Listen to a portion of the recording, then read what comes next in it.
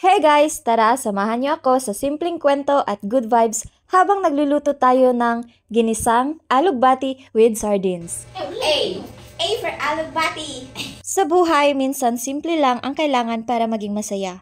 Today, samahan niyo ako habang nagluluto ako ng alugbati with sardines. Isang ulam na mura, masustansya at punong-puno ng lasa. Parang buhay, di ba? Una, naghanda ako ng mga sangkap, bawang, sibuyas, kamatis, sardinas, at syempre ang bida, alugbati.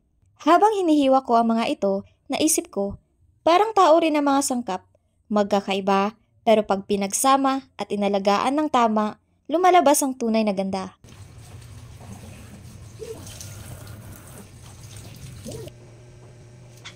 Igisa natin ang bawang, sibuyas at kamatis. Dito, nagsisimula ang aroma ng buhay. May pait, may tamis, pero lahat kailangan para mabuo ang sarap. Idinagdag ko ang alugbati. Madaling maluto, pero kapag napabayaan, pwedeng mawala ang sustansya. Kaya tulad ng pangarap, kailangan ng tamang timing at pag-aalaga. Isinunod ko naman ang sardinas. Ready na siya, pero mas sumasarap pa kapag isinama sa proseso. Kahit gaano kasimpleng sangkap, kapag pinaghalo ng tiyaga at pagmamahal, nagiging espesyal. Habang hinihintay kong maluto ito, naalala ko, sa bawat simpleng bagay na ginagawa natin, tulad ng pagluluto, may lesson sa buhay. Hindi kailangang magarbo o mahal para maging espesyal.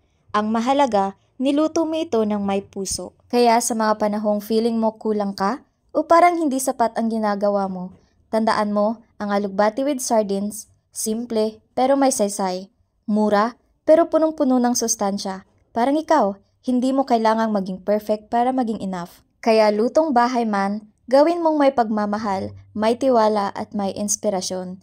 Dahil sa bawat sangkap ng buhay, may nakatagong kwento ng tagumpay.